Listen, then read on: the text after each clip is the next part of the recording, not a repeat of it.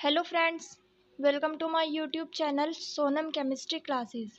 तो फ्रेंड्स, आज से हम हमारी क्लास 11th केमिस्ट्री रसायन विज्ञान का जो पहला चैप्टर है डेट इज़ रसायन विज्ञान की कुछ मूलभूत अवधारणाएं, some basic concepts of chemistry start करने जा रहे हैं। तो आज से मैं आपको जो हमारी क्लास 11th केमिस्ट्री के हिंदी मीडियम स्टूडेंट्स हैं उनके लिए लेक्चर्स प्रोवाइड करूँगी। फ्रेंड्स, फर्स्ट ऑफ ऑल समझते हैं कि रसायन विज्ञान होता क्या है। तो यहाँ पे मैं आपको पहले नोट्स पढ़ देती हूँ, देन आपको एक्सप्लेन करती हूँ।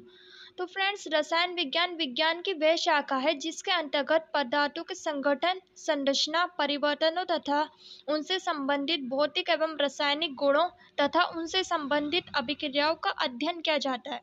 तो रसायन विज्ञान क्या है? रसायन विज्ञान विज्ञान की वह शाखा है जिसके अंदर हम क्या पढ़ते हैं? पदार्थ के बारे में पढ़ते हैं। अभी पदार्थ क्या होता है? पदार्थ द्रव्य का वो रूप होता है जिससे पूरा ब्रह्मांड मिलकर बना है। आपको सिंपल वर्ड्स में कहूँ तो क्या है पदार्थ? पदार्थ वो चीज़ है जिससे सारी चीज़ें मिलकर बनी है। कोई पदार्थ को इंग्लिश में हम बोलते हैं सब्सटेंस। बात करें हम इस कॉपी की, तो ये भी क्या है? किसी न किसी सब्सटेंस से, किसी न किसी पदार्थ से मिलकर ही तो बनी है। इस पेन की बात करें तो ये भी किससे मिलकर बना है? किसी न किसी सब्सटेंस से मिलकर बना है।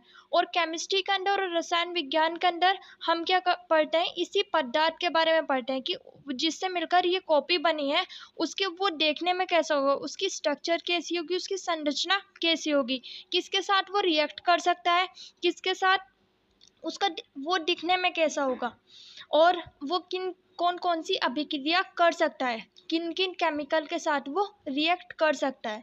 तो ये सारी चीज़ें हम क्या पढ़ते हैं? रसायन विज्ञान के अंदर पढ़ते हैं। तो रसायन विज्ञान किसके बारे में? रसायन विज्ञान है पदार्थ के बारे में। अब बात करते हैं रसायन विज्ञान का महत्व क्या है। फ्रेंड्स, जैसा हम जानते हैं कि हम डेली लाइफ में बहुत सारे केमिकल्स का यूज़ करते हैं। जैसे मैं बात करूं नमक की, तो नमक भी क्या है? नमक भी पदार्थ से ही मिलकर बना है। नमक किससे मिलकर बना है? नमक क्या होता है? सोडियम क्लोराइड ही तो नमक है। तो नमक क्या है? बहुत सारे मॉलिक्यूल जब सोडियम क्लोराइड के इकट्ठे होंगे तब हम उसे क्या बोलते हैं? नमक बोलते हैं। इसी तरीके से बात करें साबुन की, तो साबुन भी क्या है?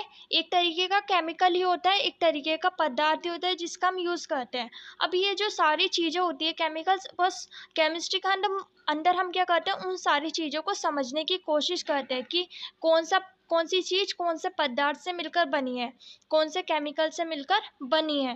तो यहाँ से हम देख सकते हैं वर्तमान युग वैज्ञानिक युग है। इस युग में रसायन विज्ञान का अपना एक अलग ही महत्व है।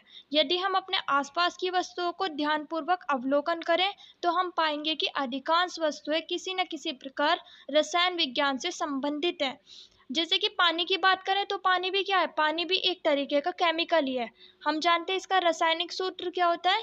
H2O होता है। यानी कि ये क्या है? पानी क्या है? पानी के अंदर बहुत सारे अणु होंगे। किसके अणु होंगे?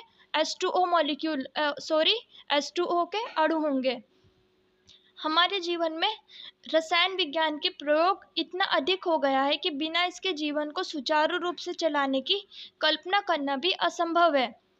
क्योंकि हम जानते हैं कि बहुत सारी चीज़ें, जितनी भी चीज़ें हम यूज़ कर रहे हैं वो क्या है? किसी न किसी तरीके से रसायन विज्ञान से संबंधित हैं। हमारे दैनिक उपयोग की वस्तुएं जैसे साबुन, अपमार्जक, साबुन भी क्या है? साबुन भी एक तरीके का केमिकल है। टूथपेस्ट, वो भी क्या है? केमिकल ही है। दवाइयाँ, दवाइयाँ तो बिल्कुल ही सारी क्या है? केमिकल ही है।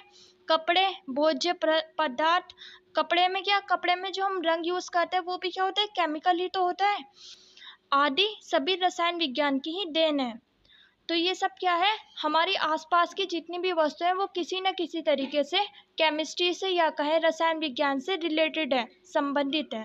अब बात करते हैं द्रव्य की। द्रव्य क्या होता है? तो फ्रेंड्स, यहाँ पे द्रव्य की स्टैंडर्ड डेफिनेशन लिखी है, मैं आपको पढ़ के बता देती हूँ। द्रव्य वह वस्तु है जो स्थान घेती है, द्रव्यमान रखती है तथा जिसे हम अपनी 5 इंद्रियों में से किसी एक या एक से अधिक के द्वारा अनुभव कर सकते हैं। तो मैंने आपको बताया कि द्रव्य क्या है? जिससे पूरा ब्रह्मांड मिलकर बना है। और पदार्थ क्या है? कि पदार्थ जो क्या है? हमारा द्रव्य का एक रूप होता है। तो अब द्रव्य को कैसे डिफाइन करेंगे हम? कि जो स्थान घेरे, और यानी कि कुछ ना कुछ उसमें वजन हो। और दूसरी कंडीशन क्या है? कि जिससे हम अपनी 5 इंद्रिय कौन कौन सी होती है? दृष्टि, स्पर्श, श्रवण, स्वाद और गंध, यानी कि देखना, स्पर्श यानी कि टच करना, श्रवण यानी कि सुनना, स्वाद मतलब टेस्ट, और गंध यानी कि महसूस करना या फिर सूंघना। इन पांचों इंद्रियों में से किसी एक से भी हम क्या करें, अगर महसूस कर लें किसी पदार्थ को, किसी द्रव्य को, किसी चीज को अगर हम महसूस कर लें तो वो क्या होगा, द्रव्य होगा। जैसे कि हम बात करें पानी की, अब पानी क्या कर सकते हैं, हम पानी को छू भी सकते हैं, पानी को हम देख भी सकते हैं। पानी की वैसे कोई गंध तो नहीं होती, लेकिन पानी को छू और देख तो हम सकते हैं, और उसका स्वाद भी कुछ ना कुछ होता ही है। तो यहाँ पे हम देख रहे हैं तो वो भी क्या है, एक द्रव्य है।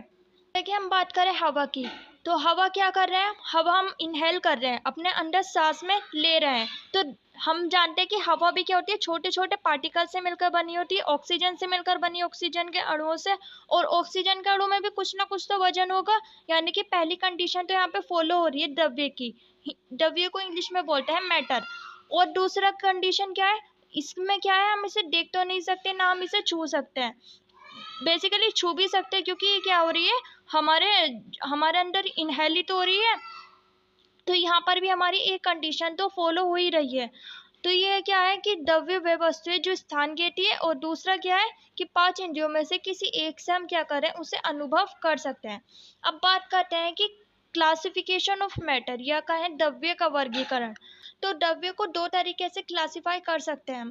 पहला होता है हमारा भौतिक वर्गीकरण, दूसरा होता है रासायनिक वर्गीकरण। भौतिक वर्गीकरण यानी कि फिजिकल क्लासिफिकेशन।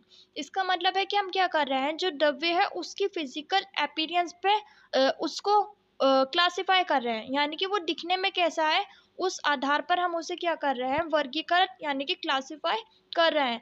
दूसरा है रासायनिक वर्गीकरण, यानी कि उसकी केमिकल कंपोजिशन, यानी कि उसका संगठन किस तरीके से, किस तरीके की फॉर्म में वो पाया जा रहा है, किस तरीके, या वो एटम से मिलकर बना है या फिर वो मॉलिक्यूल से बनकर मिलकर बना है, क्या वो शुद्ध प्योर प्योर फॉर्म में पाया जा रहा है या फिर वो मिक्सचर फॉर्म में पाया जा रहा है। इस बेसिस पर, इस आधार पर अगर हम उसे क्लासिफाई कर रहे हैं तो हम बोलेंगे हम उसका क्या कर रहे हैं, रासायनिक वर्गीकरण कर रहे हैं। भौतिक वर्गीकरण में हम जानते हैं किस तरीके से क्लासिफाई होगा, ठोस, द्रव और गैस की फॉर्म में क्लासिफाई होगा। और रासायनिक वर्गीकरण में हम जानते हैं कि रासायनिक वर्गीकरण हमारा इम्पोर्टेंट होता है क्योंकि हम यहाँ पे बहुत सारी चीज़ों के बारे में समझते हैं। जैसे कि हमारा सबसे पहला क्या होगा, द्रव्य को दो दो वर्ग में क्लासिफाई किया जाएगा। पहला है हमारा शुद्ध पदार्थ यानी कि प्योर सब्सटेंस, और दूसरा है हमारा मिश्रण यानी कि मिक्सचर।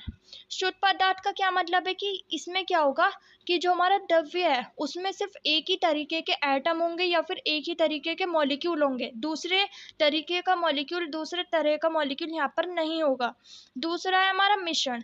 अब मिश्रण यानी कि मिक्सचर, इसमें क्या होंगे, कई अलग अलग एटम्स आपस में या कहें मॉलिक्यूल्स आपस में क्या होंगे, मिले हुए होंगे, मिक्सचर की फॉर्म में होंगे। अब ये जो हमारा प्योर सब्सटेंस है, प्योर प्योर पदार्थ है, शुद्ध पदार्थ है, इसे भी हम दो तरीके से क्लासिफाई कर सकते हैं।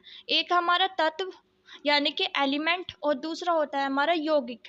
ये जो हमारे तत्व होंगे या कहें एलिमेंट होंगे, ये भी हमारे तीन तरीके के हो सकते हैं। एक हो सकता है हमारा धातु, अधातु और उपधातु। ये हम सब चीज़ें 9th और 10th क्लास में पढ़ते हैं। तो ये हमारे तीन तरीके के एलिमेंट हो सकते हैं। यहाँ पर आता है हमारा यौगिक, यानी कि कंपाउंड को भी हम दो तरीके से क्लासिफाई कर सकते हैं, अकार्बनिक और कार्बनिक। अकार्बनिक का मतलब है यहाँ पे क्या होगा, हमारे इनऑर्गेनिक कंपाउंड्स होंगे। क्या मतलब है इस बात का, वहाँ पर हमारे क्या होंगे, कार्बन की संख्या ज़्यादा नहीं होगी। और जो हमारे कार्बन वाले कार्बनिक यौगिक होते हैं, कार्बनिक यौगिक होते हैं जिसे हम क्या करते हैं, केमिस्ट्री में पढ़ते हैं, जैसे कि एल्कोहल्स, एल्कोहल्स हो गए हमारे, एल्कीन्स, एल्केन्स, ये सब क्या होता है, हमारे कार्बनिक यौगिक होते हैं। यानी कि क्या होता है, इसमें कार्बन्स की जो नंबर होते हैं, कार्बन के जो एटम होते हैं, इन तरीके के यौगिक में वो क्या होते हैं, बहुत सारे कार्बन एटम्स यहाँ पर पाए जाते हैं। अब एक और यहाँ पे तत्व का हमारा क्लासिफिकेशन हो सकता है, वो है हमारा प्राकृतिक तत्व, और दूसरा है हमारा संश्लेषित तत्व। प्राकृतिक तत्व यानी कि जो हमारा प्रकृति में पाया जाता है, नेचुरली हमारा कोई एलिमेंट पाया जा रहा है तो हम उसे बोलेंगे प्राकृतिक तत्व। और हम जानते हैं कि कुछ एलिमेंट ऐसे होते हैं जिसे हम क्या कहते हैं, केमिकली हम यहाँ क्या कहते हैं, उसे सिंथेटिकली फॉर्म करते हैं, यानी कि हम क्या कहते हैं, उन्हें लैब में फॉर्म करते हैं, उन्हें हम बोलते हैं संश्लेषित तत्व। तो ये होता है हमारा द्रव्य का वर्गीकरण, भौतिक एवं रासायनिक वर्गीकरण। तो आई होप मेरी बात आपको समझ में आई हो। मैंने आपको यहाँ पे नोट्स भी प्रोवाइड किए हैं। इसी तरीके के लेक्चर्स आपको मिलते रहेंगे। नेक्स्ट लेक्चर में मैं आपको बताऊंगी कि भौतिक एवं रासायनिक गुणधर्म यानी कि द्रव्य की फिजिकल एंड केमिकल प्रॉपर्टीज के बारे में। तो अगर आपको मेरे वीडियोस अच्छे लगा है तो आप मुझे कमेंट सेक्शन में लिखकर बता सकते हैं। And like this video, share this video with your friends too, subscribe to my channel, and thanks for watching this video. Have a nice day.